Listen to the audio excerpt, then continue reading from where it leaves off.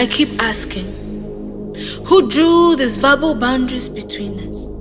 Who decided that this skin like a torn canvas was worthless? That this language like a stifled song was smaller? That these people like stones thrown into the sea had to bear the burden of names they never chose? Who taught the world to look at a face and weave a story before a word even touches the air? Stereotypes are like invisible chains, frozen ideas sprayed like dust that invades the air, seeping into every thought, every gesture.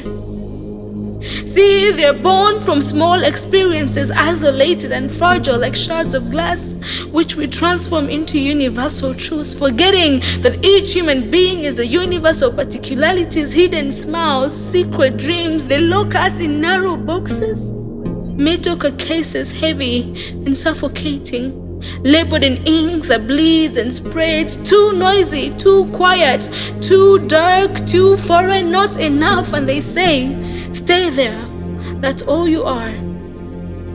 But how can a soul be folded up like a withered flower? How can a spirit be reduced to a single who, a single breath, a single stolen definition like a book hastily closed? Because those who judge us forget, yes, they forget that there are roots within each of our stories buried in the earth, invisible bonds woven beneath the surface, smiles shared in the light of a boundless sky, gestures of friendship exchanged unconditionally.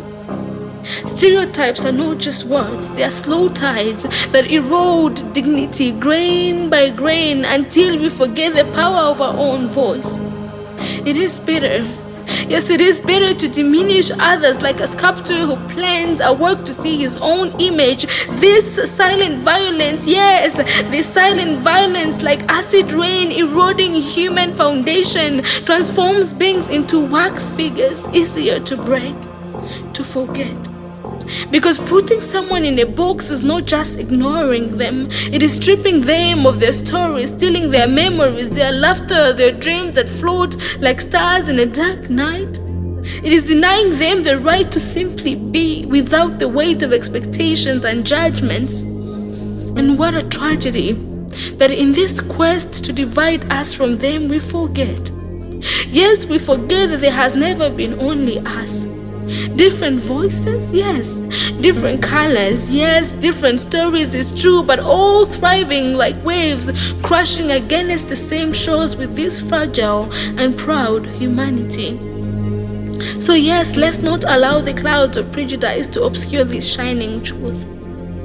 Those who label, who sort, who separate, do not see any more clearly. They look through opaque glass, missing the infinite horizon.